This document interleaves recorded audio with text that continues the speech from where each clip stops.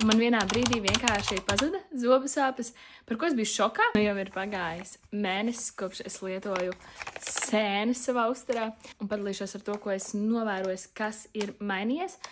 Un jā, es patiesībā sāku lietot viņas bez nekādām ekspektācijām, jo tādā ikdienā likās jau, ka viss ir ok. Vienīgā lieta, kas mani uztrauca, bija, man sāka sāpēt zobs.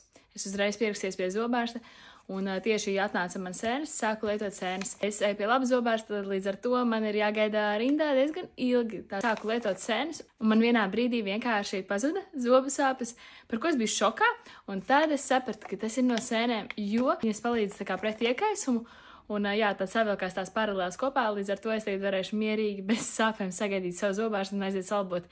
Noteikti tur ir kāds caurumiņš. Un vēl ņemot vērā, ka man ir diezgan stresaina ikdiena, jo es audzinu 2 mazus bērniņus, kas ir zinātniski pierādīts, ka tas ir pielīdzināms ļoti augsts stresa līmeņa darba piemēriem, jo mammas visu laiku ir hroniskā stresā.